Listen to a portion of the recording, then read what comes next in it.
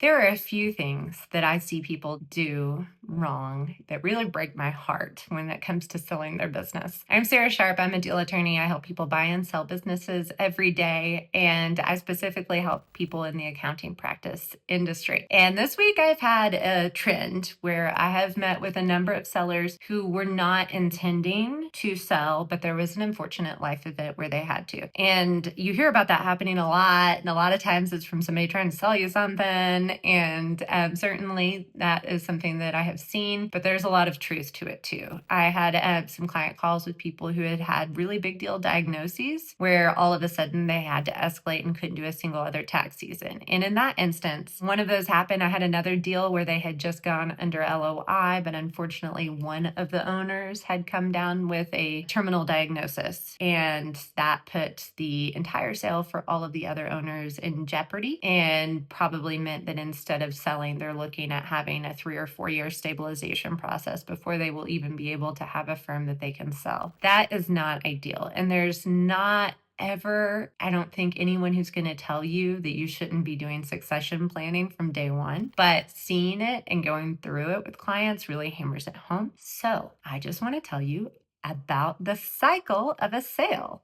And if you are running an accounting practice right now, it is never too soon to start looking into what matters to a buyer, because you can start making those metrics exactly what you want them to be. I know that you might think that buyers only care about the revenue. They don't. There's a lot of folks who prioritize monthly recurring revenue over any other kinds of revenue. There are some buyers who will not touch audit and attest work with a 10-foot pole. There are fewer, but existing clients that will only touch audit and attest. So you may wish to know what that looks like so that you can modify your service mix and change your hiring based on that. Also, if you are willing to stick around for a while as a seller, you will get a better price than if you cannot or will not. So earlier is going to bring you more money. And so it's never too soon to kind of dig in on that. I have had deals where unfortunately one of many partners, but a very prominent good service partner, passes away unexpectedly right before the tax deadline. And the entire partnership is left scrambling, which results in a pretty rocky looking financial picture for a year, which then means you're looking at a next year to stabilize. You have to explain it when you go to sell, and it's not as easy to find somebody who's willing to take the risk of the picture of super jumpy, rocky trailing 12 months. So you wind up with a more conservative potential buyer. If you are thinking about selling, good, plan accordingly. Get some youth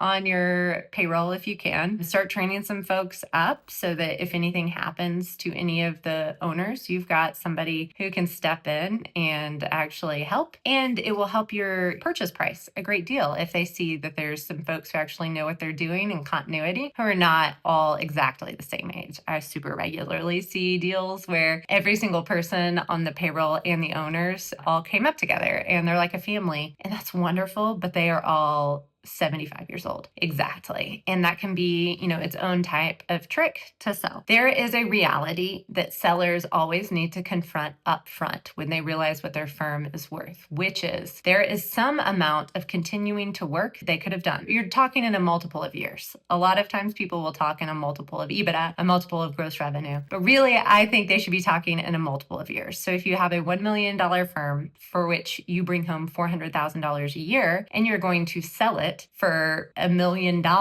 you could have just worked for 2.5 more years and been better off financially with no risk, and then just thrown the keys into the ravine, walked away, it explodes behind you somehow in slow motion. There is always a number for that. If you sold that same firm for, $5 million, there's still a number of years. I don't know what it is. I'm not a famous mathematician. There's still a number of years that will equate to $5 million, where you could have just continued working, making $400K a year, and been in the same or similar position. That will always be the case. So don't take a second, don't take too long to recognize what that is. You do not want to put yourself in a situation where you're halfway down the deal process before you do the math on the fact that you could have just kept working for 1.5 years and made the same amount of money. I know that all of my clients are accountants. They still have an emotional block when it comes to doing the math on that and making that realization. So if that's the fact, How do you sell your business? Well, number one is come to terms with the fact that you could have kept working, made a lot of money. That's just the fact. I have a lot of people who I've interacted with who were going to sell their firm, had that realization, took it off the market, said, I'm just going to work for 2.5 more years. And guess what? I see them in 2.5 years and they have not thrown the keys into the ravine, because we are all responsible business owners and nobody throws their keys into the ravine. Eventually, you have to figure out how to stop this business. This giant machine that's continuously going won't just stop on its own without, you getting sued for malpractice. So a lot of times you have to figure out a way to wind it down. And most of my clients would prefer a sale to a trusted person who's going to take care of their clients and their employees. So even if the math is true that you could have worked for 2.5 more years and been in the same financial position, if you just go ahead and do it now, you won't find yourself doing the same math with the same realization 2.5 years later and 2.5 years after that until you're 1,000 years old, right? Eventually you have to call it. But you also have to balance that math of how long it would have taken you to make the same amount of money as the sale against how long you're willing to run the business, because most sellers will want you to be partially engaged, or maybe most buyers will